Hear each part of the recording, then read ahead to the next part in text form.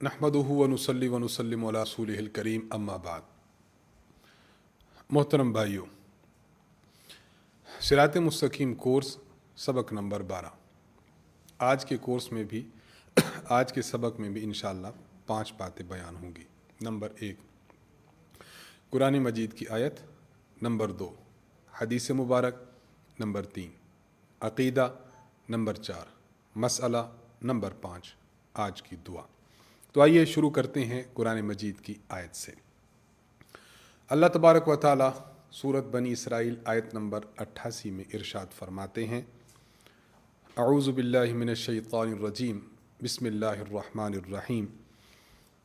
कुल इन इज्तमअतिल इंसु वल जिन्नु अला अन यअतू बिमिस्लि हाज़ल कुरआन ला यअतून बिमिस्लिही वलौ कान बअदुहुम लिबअदिन ज़हीरा।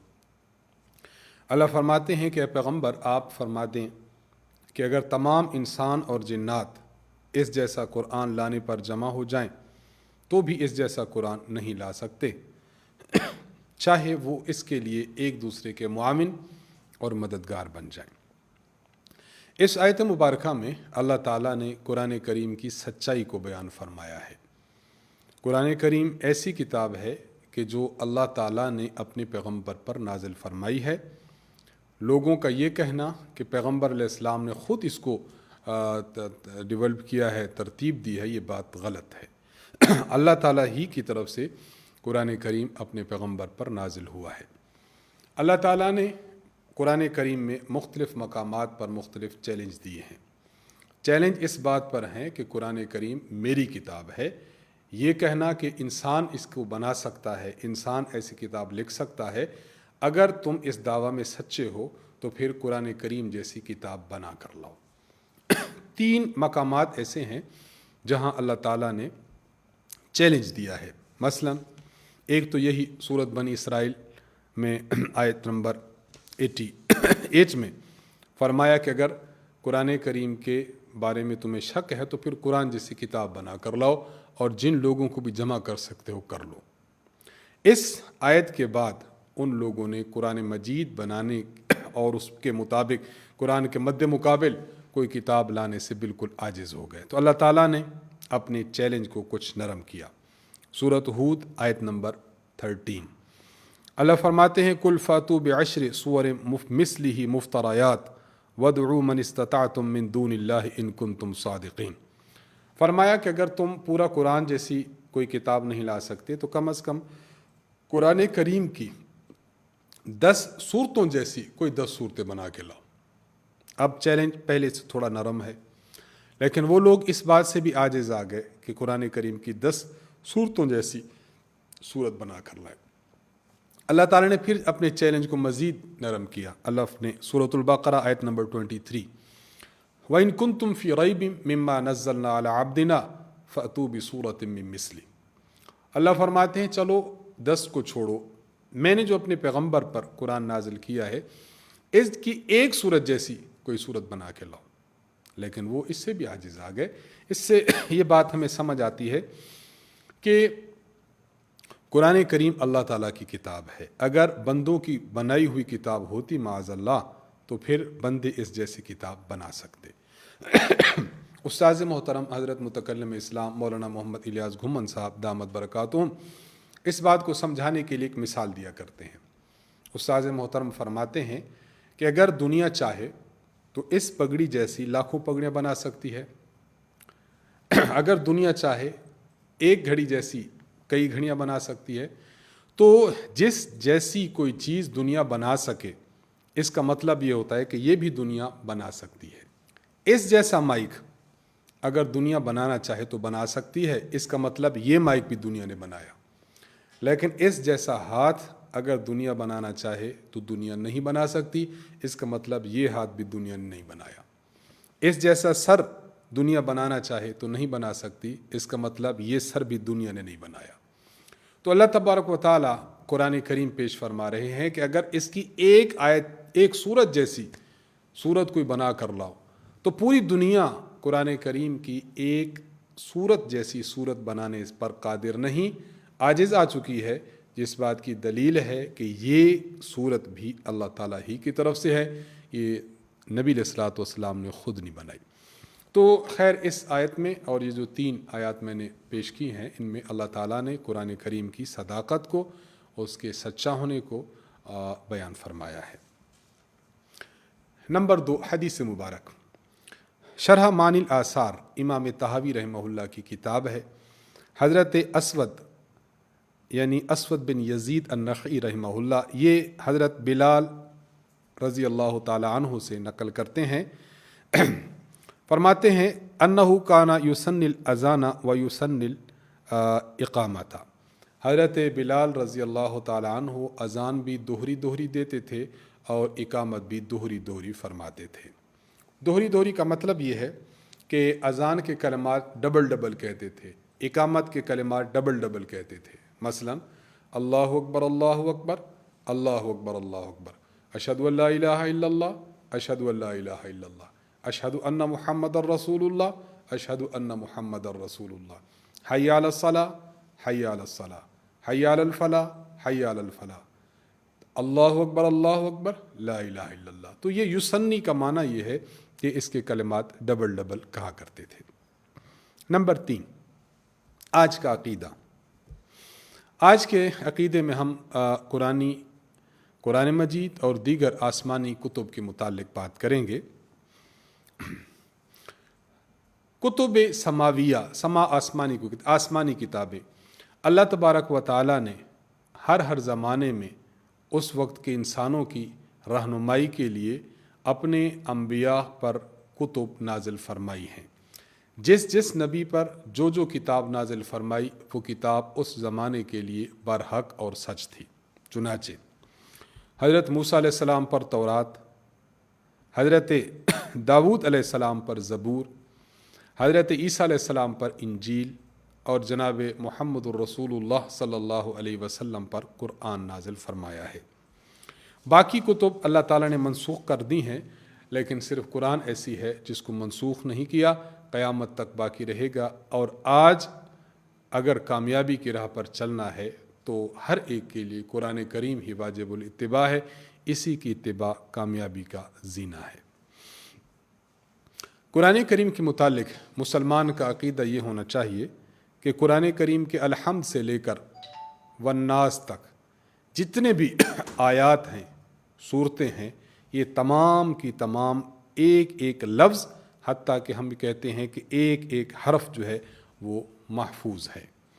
قرآن کریم کی کسی آیت کا انکار یا قرآن کریم کا انکار کرنا کفر ہے، اور قرآن کریم کے متعلق یہ عقیدہ رکھنا کہ قرآن کریم میں تحریف ہو چکی ہے، معاذ اللہ رد و بدل ہو چکا ہے، تو تحریف کا عقیدہ رکھنا بھی کفر ہے۔ نمبر 4، اذان اور اقامت کے مسائل۔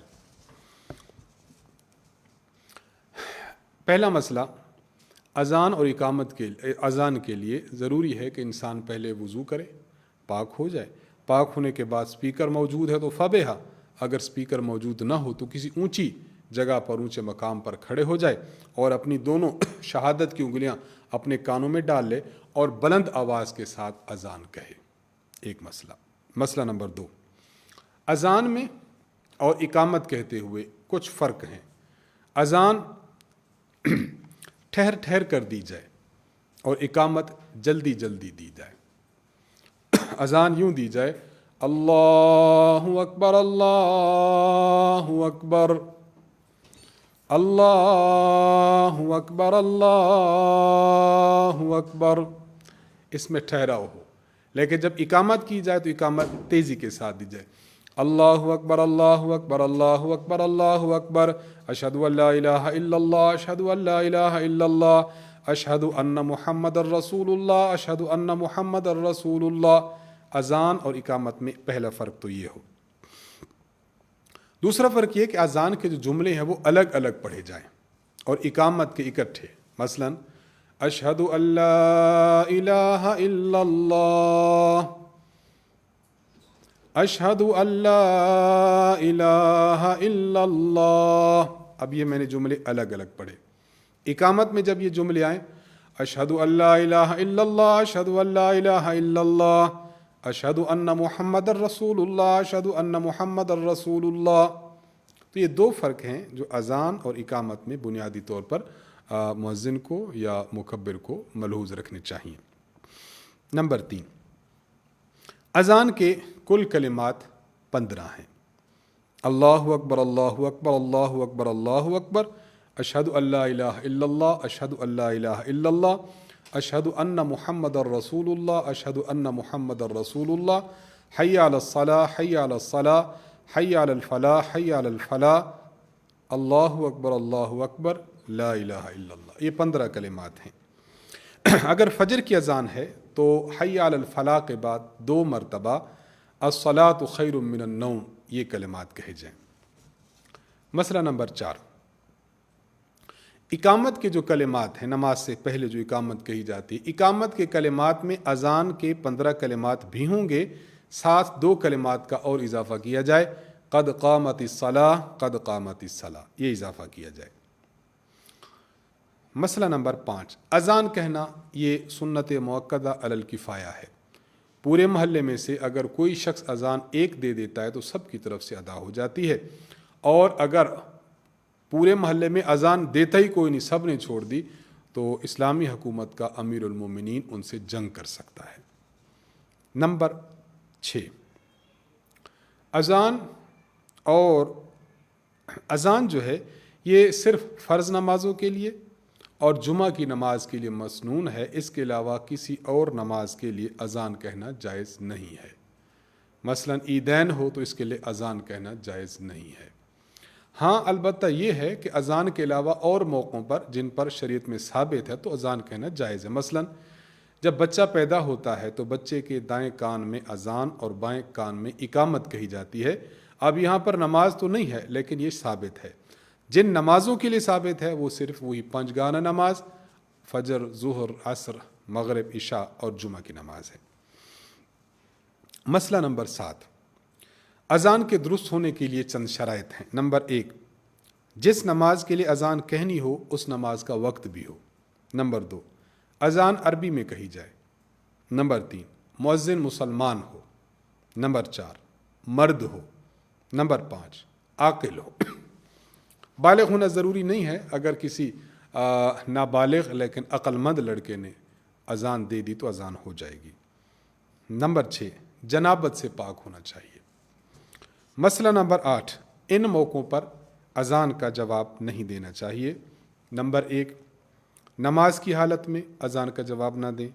نمبر 2، خطبہ ہو رہا تھا تو خطبہ کے دوران آپ نے کہیں اذان کی آواز سنی، وہ نہ دیں۔ نمبر 3، دینی اسباق کے دوران اذان سنی، اس کا جواب نہ دیں۔ نمبر 4، کھانا پینے کے دوران پھر بھی نہیں دینا چاہیے۔ نمبر کوئی باتھ روم میں ہے، پیشاب پخانہ کرتے ہوئے نہیں دینا چاہیے۔ غسل کر رہا تھا، غسل خانے میں ہے، اذان کی آواز سنی، جواب نہ دینا چاہیے۔ نمبر 7، عورت ہے، مینسز میں ہے، پھر بھی جواب نہ دے۔ نمبر 8، عورت ہے، بچہ پیدا ہوا، ابھی نفاس کے ایام میں ہے، پھر بھی جواب نہ دے۔ اور نمبر 2، خاوند اور بیوی کی ملاقات کے دوران بھی جواب نہیں دینا چاہیے۔ نمبر 5، آج کی دعا۔ جب انسان اذان سنے تو اذان سننے کے بعد اذان کی دعا پڑھی جاتی ہے۔ صحیح بخاری میں موجود ہے، حضرت جابر بن عبداللہ رضی اللہ عنہ ارشاد فرماتے ہیں کہ رسول اللہ صلی اللہ علیہ وسلم نے فرمایا، من قال حین یسمع النداء، جو بندہ اذان سنتا ہے اور اذان کا جواب دیتا ہے ان الفاظ کے ساتھ، وہ ہم پڑھ رہے ہیں، جو بندہ ان الفاظ کے ساتھ اذان کا جواب دیتا ہے، حلت لہو شفاعتی یوم القیامہ، قیامت کے دن میں اس کی شفاعت کروں گا۔ تو اذان کا جواب سیکھنا چاہیے، یاد کرنا چاہیے اور دیتے رہنا چاہیے۔ یہ رسول اللہ صلی اللہ علیہ وسلم کی شفاعت کا ذریعہ ہے۔ اذان کا جواب ان الفاظ سے دیا جائے، اللہم رب هذه الدعوة التامة والصلاة القائمة آت محمد الوسیلة والفضیلہ وابعثه مقاما محمودا الذی وعدتہ۔ صحیح بخاری میں یہ الفاظ ہیں، اور سنن الکبریٰ البیہقی میں اس کے ساتھ یہ الفاظ بھی ہیں، انک لا تخلف المیعاد، اور اس سند کو علماء نے سند قوی کہا ہے۔ تو اب گویا ان دونوں کو جب ملائیں گے تو اب اذان کا جواب یوں دیا جائے، اللہم رب هذه الدعوة التامة والصلاة القائمة आति मुहम्मदनिल वसीलत वल फदीला वबअसहु मक़ामम महमूदन अल्लज़ी वअदता इन्नका ला तुखलिफुल मिआद। इन अल्फाज के साथ दिया जाए। बाज़ अल्फाज ऐसे हैं मसलन वर्ज़ुकना शफ़ाअतहु यौमल क़ियामा, तो ये किसी हदीस से साबित नहीं, इसलिए उलमा लिखते हैं कि मसनून अल्फाज का ही एतबार करके उन्हीं के ज़रिए से अज़ान का जवाब देना चाहिए। बाकी जो साबित नहीं है अपनी तरफ से उनका इजाफ़ा नहीं करना चाहिए, इससे बचना चाहिए। आज की दुआ पर सिरात मुस्तकीम कोर्स सबक नंबर 12 ख़त्म होता है। वाखिरु दावाना अनिल हम्दुलिल्लाहि रब्बिल आलमीन।